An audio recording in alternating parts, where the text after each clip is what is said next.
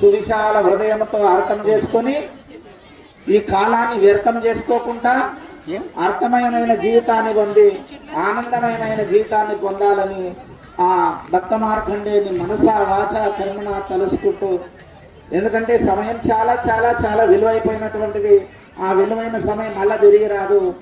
ఇప్పుడు ఈ కళ్ళతో చూస్తున్నామంటే నా భూతో నా భవిష్యత్, ఈ భూతకాలంలో నేను చూస్తానా చూడలేనన్నటువంటి పనిని మీరందరూ కూడా సత్సంకల్పంతో, చిన్నలు పెద్దలు పాప పిల్లలతో అందరూ కలయుగే సంగే శక్తి అన్నట్టుగా ఈ యుగంలో ఏమైతే శక్తి ఉన్నదంటే సంఘమే ఒక శక్తి, ఆ శక్తి ఒక సంఘము. అటువంటి శక్తి సంఘాన్ని ఇచ్చినటువంటి మా సంఘ పెద్దలందరికీ కూడా మా యొక్క సంపూర్ణ మంగళ శాసనాలు తెలియజేసుకుంటూ, ఇదే విధంగా ప్రతి సంవత్సరం కూడా స్వామివారి యొక్క కైంకర్యములలో పాల్గొని అందరూ భక్తి శ్రద్ధలతో పనిచేస్తూ ముందుకు వెళ్ళాలని తెలియజేసుకుంటూ, మీకందరికీ కూడాను భక్త మార్కండేయ స్వామి పాదములకు అంకితం చేసుకుంటూ మంగళ శాసనం చేస్తూ ఓం నమ శివాయ, ఓం నమ శివాయ.